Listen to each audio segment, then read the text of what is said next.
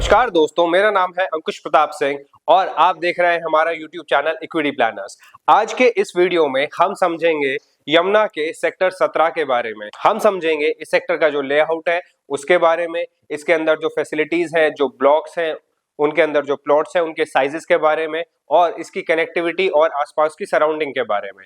आइए स्टार्ट करते हैं आज का ये वीडियो। इससे पहले कि हम बढ़े सेक्टर 17 की ओर, हम पहले समझेंगे इस सेक्टर की जो कनेक्टिविटी है यमुना के मास्टर प्लान में, उसमें इसकी जो लोकेशन है, इसकी जो कनेक्टिविटी है और रोड से, एयरपोर्ट से, नोएडा से और ग्रेटर नोएडा से। अब हम समझेंगे इस मैप के माध्यम से कि हमारा सेक्टर 17 जो है वो कहाँ आता है इस यमुना के मास्टर प्लान 2041 में। इसकी जो कनेक्टिविटी है रोड से, रेल से और अन्य जो डेवलपमेंट है उनसे। अगर आप देखें तो ये जो हमारा मैप स्टार्ट होता है यहाँ से हमारा यमुना एक्सप्रेसवे निकल के जाता है।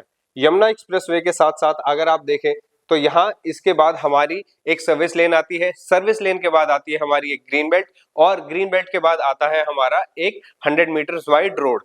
अगर आप देखें तो यहीं से जो हमारा यमुना एक्सप्रेसवे है और ये जो रोड चलता है, इसी के बीच में जो ग्रीन बेल्ट है, इसी ग्रीन बेल्ट पे हमारा जो दिल्ली और बनारस की बुलेट ट्रेन है वो निकल के आएगी और जो हमारी परी चौक से एक नई मेट्रो लाइन बनेगी एयरपोर्ट तक के लिए, वो इन दोनों के बीच में से निकल के आएगी इसी ग्रीन बेल्ट के अंदर से। अगर आप देखें तो यहां से हमारा निकल के जाता है ईस्टर्न पेरिफेरल एक्सप्रेसवे। ये जो रोड है हमारा यहाँ से स्टार्ट होता है और यहाँ जब हम पहुंचते हैं दनकौर पे, दनकौर जो है दोस्तों वो 100 साल पुराना कस्बा है। यहीं से अगर आप देखें तो एक ये रोड निकल के जाता है। ये रोड अगर हम यहाँ से सीधा जाए तो यहाँ आके निकलता है हमारा सेक्टर 17। सेक्टर 17 की हमें दो एंट्रेंस मिलती हैं, एक इधर से निकलती है और एक कहीं इस तरफ से आती है। अगर आप देखें तो यहाँ एक ये जो रोड निकल के जाता है ये है हमारा रिंग रोड, जो 120 मीटर वाइड रिंग रोड है, जो यहाँ से निकल के यहाँ तक आता है और उसके बाद एयरपोर्ट में अंदर चले जाता है। ये जो रिंग रोड है ये यमुना के बहुत सारे सेक्टर्स को कनेक्ट करता है और एक सीमलेस कनेक्टिविटी देता है। अगर आप बात करें तो इसके पीछे से एक रोड जो है हमारा और निकल के आता है, वो ये है जो ग्रेटर नोएडा से हमारे यमुना के रीजन को कनेक्ट करता है। ये भी लगभग 120 मीटर्स वाइड रोड होने वाला है जो फ्यूचर में बनके तैयार हो जाएगा। अगर आप देखें तो ये एक रोड है हमारा जो 60 मीटर वाइड रोड है और all the way till airport जाता है, जिसकी कनेक्टिविटी हमें मिलती है यहाँ से एयरपोर्ट के लिए और ये आपको कनेक्ट करता है यमुना के बाकी इंडस्ट्रियल सेक्टर्स से। साथ ही अगर आप देखें तो यहाँ से एक और रोड निकल के जाना है भविष्य में, जो हमें कनेक्ट करेगा दिल्ली के IGI एयरपोर्ट से और दिल्ली मुंबई एक्सप्रेसवे से। ये एक बहुत इंपॉर्टेंट चीज है, एक ये बहुत महत्वपूर्ण चीज है दोस्तों आज जो आपको समझने की है कि ये जो रोड्स निकल के जा रहे हैं हमारे इस यमुना के रीजन से, जैसे ईस्टर्न पेरिफेरल एक्सप्रेसवे हो गया हमारा, ये जो नया रोड बन रहा है जो हमें दिल्ली मुंबई एक्सप्रेसवे से कनेक्ट करने वाला है, ये जो हमारा जो एक्सप्रेसवे है यमुना एक्सप्रेसवे, ये हमें कनेक्टिविटी ना सिर्फ दिल्ली NCR में देता है बल्कि हमें पूरे उत्तर प्रदेश में और आसपास के जितने भी स्टेट्स हैं उन सब के साथ बहुत ही अच्छी कनेक्टिविटी देता है। अगर आप ये चीज नोटिस करें, जो ये एयरपोर्ट हमारा बन रहा है ये लगभग 12,000 एकड़ के आसपास का पूरा एयरपोर्ट बन रहा है, जो अपने आप में पूरे भारत में सबसे बड़ा एयरपोर्ट होने वाला है और विश्व के 4 बड़े एयरपोर्ट में से एक होगा जब ये पूरी तरह ऑपरेशनल हो जाएगा, जब इसके चारों फेज बन जाएंगे। तो जिस तरीके की यहाँ फैसिलिटीज आ रही हैं, जैसे अगर हम बात करें, ये हमारी दिल्ली से कोलकाता जाने वाली रेल लाइन है जिसकी हमें एक्सेस जो है एयरपोर्ट के लिए मिलने वाली है, वो कहीं इस तरफ से मिलेगी फ्यूचर में। तो ये एक तरीके से मल्टी मॉडल लॉजिस्टिक हब की तरीके से डेवलप होने वाला है ये पूरा जो रीजन है। और इस तरीके की जो चीज है ये हमारे भारत देश में पहली बार हो रही है किसी भी एयरपोर्ट के साथ और किसी भी रीजन के साथ, जहां आपको एक कनेक्टिविटी मिलती है बुलेट ट्रेन की, जहां आपके 3 से 4 एक्सप्रेसवेज बन रहे हैं, जहां आपको एयरपोर्ट मिल रहा है, एविएशन हब बन रहा है जहां पूरा, और आपको साथ ही एक रेलवे लाइन भी मिल रही है। ये पूरे हिंदुस्तान में पहली बार ऐसा हो रहा है।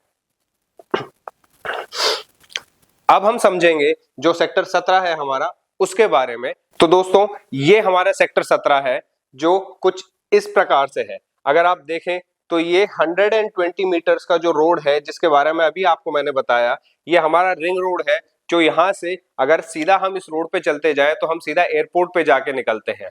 यहाँ से हमें दो एंट्रेंस मिलती हैं इस सेक्टर की, एक इधर से है, एक एंट्रेंस हमारी ये हो गई और एक एंट्रेंस हमें मिलती है यहाँ पे। अगर आप बीच में देखें तो ये जो एरिया है, जो ये हमारा येलो में पूरा मार्क हो रखा है, ये जो पूरा एरिया है ये हमारा विलेज की आबादी है, जिसमें एक गांव आता है और उसके जो हमारे 7% के प्लॉट होने वाले हैं वो इस रीजन के अंदर आने वाले हैं।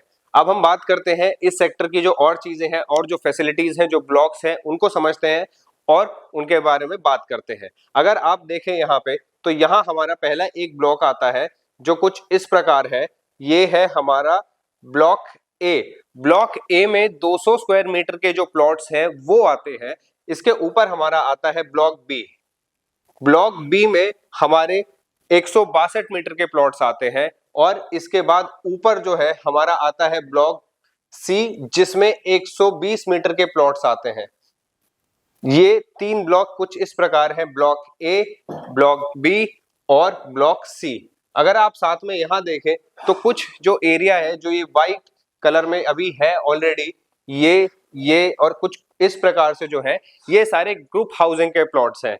एक ग्रुप हाउसिंग का प्लॉट आता है कुछ यहाँ पे, एक ग्रुप हाउसिंग का प्लॉट यहाँ पे है, एक ग्रुप हाउसिंग का प्लॉट यहाँ है, एक ग्रुप हाउसिंग का प्लॉट यहाँ है, एक ग्रुप हाउसिंग का प्लॉट यहाँ पे है और एक ग्रुप हाउसिंग का प्लॉट आपको मिलता है इन तीनों ब्लॉक के बीचों बीच। इसके बाद हमें और 5 जो बड़े प्लॉट हैं ग्रुप हाउसिंग के वो यहाँ पे हैं।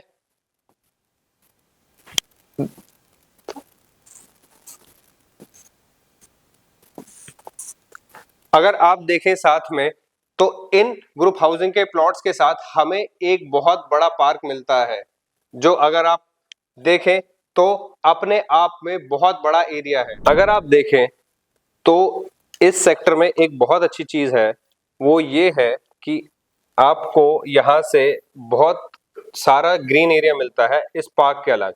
अगर आप देखें जो हमारा जितना भी आबादी का एरिया है, जितने भी हमारे ब्लॉक्स हैं और जितना ये पूरा ही जो सेक्टर है, ये पूरा सेक्टर एक ग्रीन बेल्ट से बंधा हुआ है और साथ ही इसके अंदर कुछ हमें कमर्शियल प्लॉट्स और बहुत सारी चीजें हैं। अगर आप देखें यहाँ से तो हमें ये एक ग्रीन बेल्ट जो है पूरे सेक्टर के चारों ओर चलती हुई मिलेगी। ये एक 25 मीटर वाइड ग्रीन बेल्ट है जो यहाँ पार्क तक आके खत्म हो जाती है। उसके बाद यहाँ हमारा ये बड़ा पार्क है जिसको अभी मैंने आपको बताया है।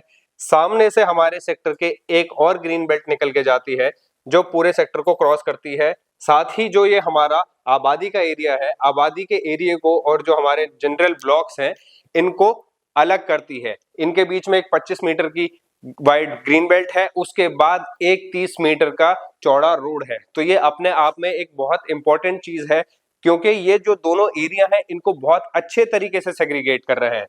आप देखिए यहाँ पे एक और ग्रीन बेल्ट हमें मिलती है।